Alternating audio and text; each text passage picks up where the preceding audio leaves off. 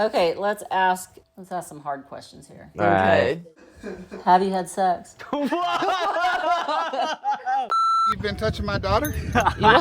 Bastard. Where do you see this relationship going? Bastard. Bastard, bastard, bastard. Hey guys, welcome back to the show. As you know, we are in Montana building a barn, and I don't know what this episode is going to be about because a lot of you have said you're tired of watching us build a barn, and I get it, but that's all we've been doing lately is building a barn. The kids do take some time to film and produce their own YouTube videos, so maybe you'll go over there and check out their stuff, get to know them a little better, and maybe that's what this episode should be about. I could just introduce you to our family. If you haven't been watching our show for the past 9 years and you have no idea who we are or much about us, maybe I'll do that. That could be good because they are going to be on the boat with us. We are going back on the boat probably March or April. We plan to cross the Pacific this year. So excited. Kate and Remi are definitely going to be on the boat with us. Jack and Finn said they probably would. And obviously me and Keith, and we might bring some other couples out or friends or family. Maybe we'll do an older people crew because by that time we are going to be done with mountain life. We'll be ready for boat life again. We do miss it. We do miss the sunshine, the ocean sunsets, the beautiful water. So just a few months, we'll be back on the boat. So stay tuned and let's just get on with the show. I don't know what it's going to be about, but I'm glad you're here. Thanks for watching. Subscribe if you don't already. And let's get started. Keith has spent a good part of his life fixing things. Yes. Unscrew.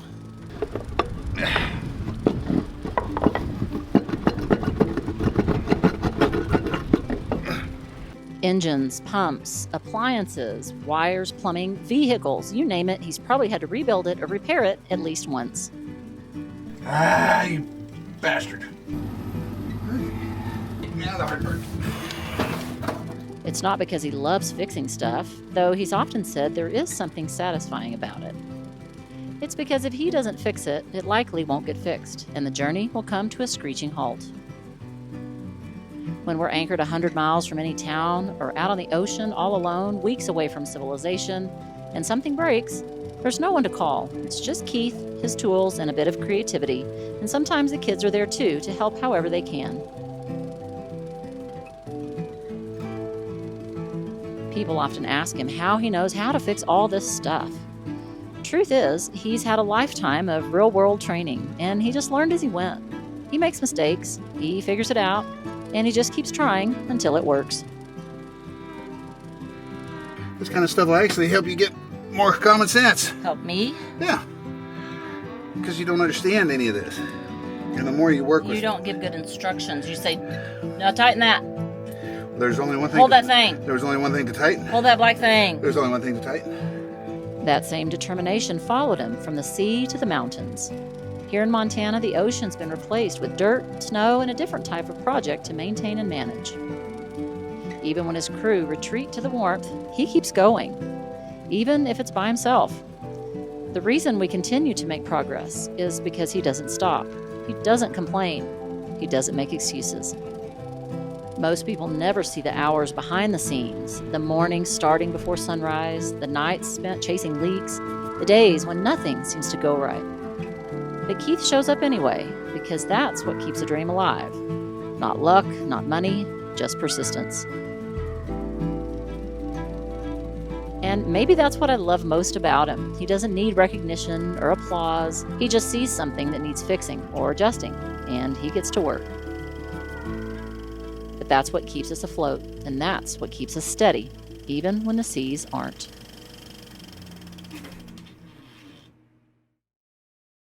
Out here, the days are long, the work is tough, and a good night's sleep is essential to a high-production day. No.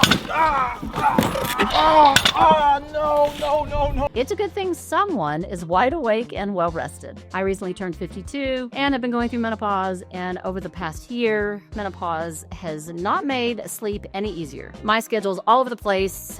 Most nights I'm wide awake, tossing and turning, or melting from hot flashes. So I recently started using AGZ, AG1's new nighttime drink. It's a magnesium-rich, melatonin-free blend that helps calm your muscles and your mind, easing you into a more restorative sleep. And magnesium is just super important as we get older, especially for menopause. It helps optimize sleep quality. And I'm not one to get into the latest fads or follow the crowd, but this stuff is really good, the chocolate at least, especially with a splash of milk. I'm now sleeping deeper and actually waking up refreshed, which is saying a lot when you've got a barn to build and a family full of early risers. If you're ready to turn down the stress and focus on the rest, go to the link in my description or the QR code is on the screen. And right now you can get a free frother with your first purchase of AGZ. That's good. Tastes like Daddy's hot chocolate. Feels like my stress just undressed. It's like a nightcap without the next day regrets. It's like my brain just put on warm, fuzzy socks. It tastes like if Ryan Reynolds said, shh, go to sleep.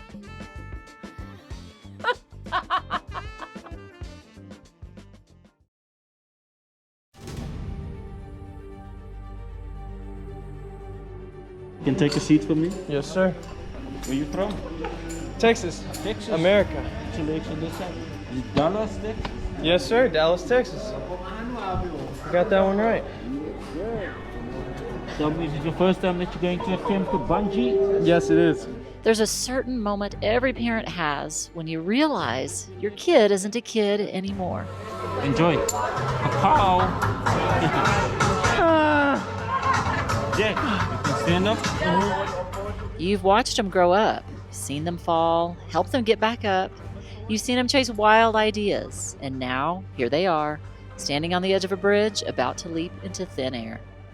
That's Jack, calm on the outside, maybe pretending to be fearless, but you can see the nerves creeping in, questioning the harness, questioning the decision.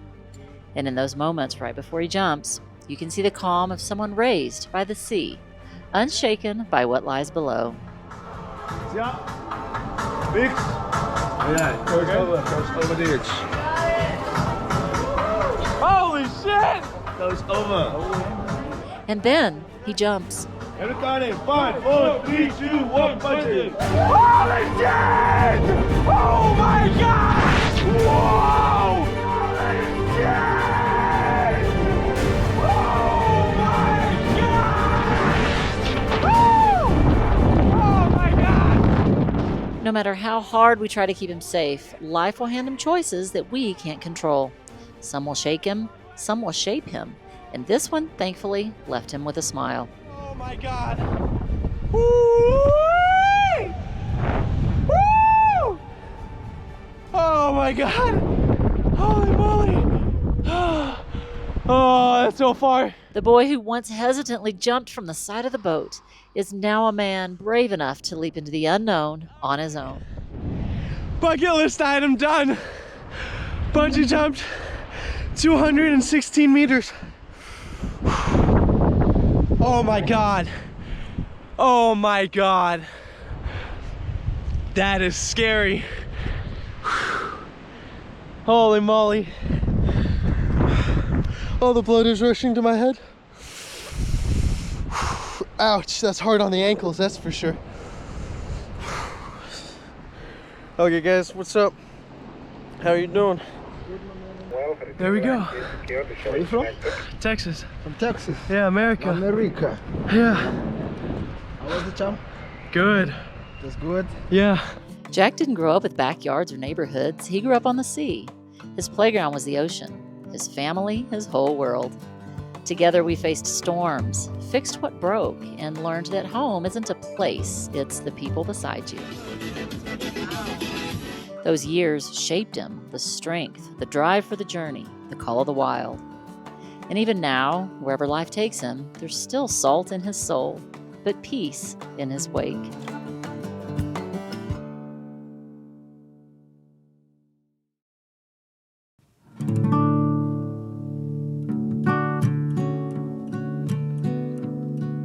Growing up on the sea from age 9 to 18, the ocean was Kate's backyard and the world her classroom. The sea became part of her, a place she feels most at peace, most herself. Even now, she's never happier than when she's in, on, or near the water. Then one day, we invited a few other young adventurers to join the crew, and she met a boy who shared that same fire and the same love for the ocean. And ever since he climbed aboard nearly 6 months ago, the two of them have been inseparable. Wait, I feel like I'm in a big swing. This is like I'm a baby again, and I'm in one of those. Si Pacoa. Happy buckle him. You Wonder wanna? how you've been touching my daughter? Yes. Guess what's fixing to happen to you? Is this on camera? This is Kate and Remi, and you probably already know who they are, but we're gonna spend a little bit of time getting to know them a little better today. Kate. All right. Be gone. Okay, what was your first impression of each other? Tall. This is very tall. Short. Very tall. I looked out, we picked him up at the airport. When we were driving by to spot him in the airport, my first thought when I saw him was, this is an old man. And we were about to drive by him. And then I kind of like looked and he looked and I realized it was him. But old man. It was from a distance though, so it was from a distance. I couldn't see him. Who made the first move, and what was it? Be honest. Well, I think I made the first move. We were out on deck one night looking at the stars on the boat, and I just reached for a hand. Okay, the earliest one I can remember is we were sitting on the trampoline, and I kind of had like my knees towards him, and he was lying facing me, but my knees were like next to him, and he kind of like wrapped his arms around my knees like slowly until it was just like nice and tight. Or not nice and tight, but it was just like relaxed there. I was like, oh, this is an interesting first move. When did you realize it was more than just a friendship? It's gonna sound crazy, but like probably a weekend. We were flirting it up all of the first week, so. Before he even came out on the boat, probably.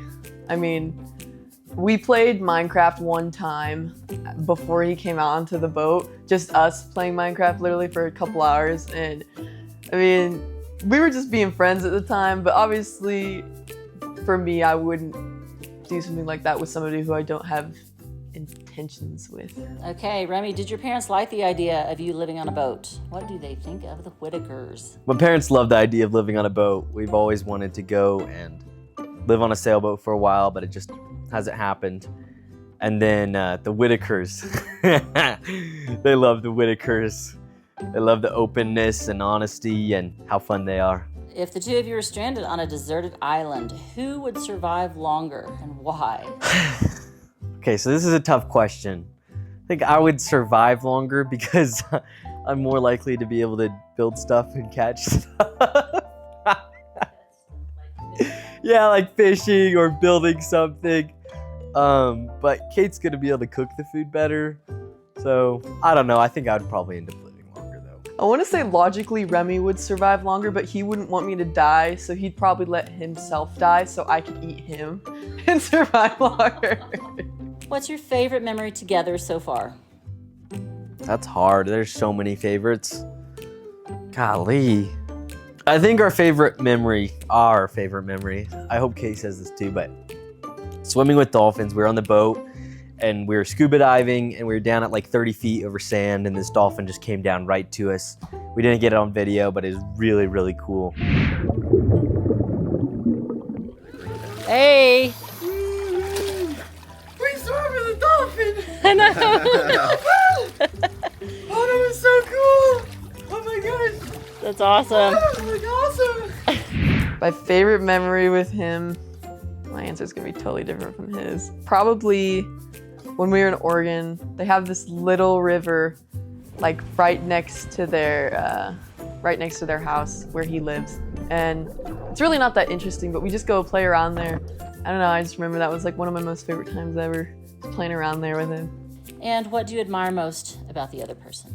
Oh, that's a good question.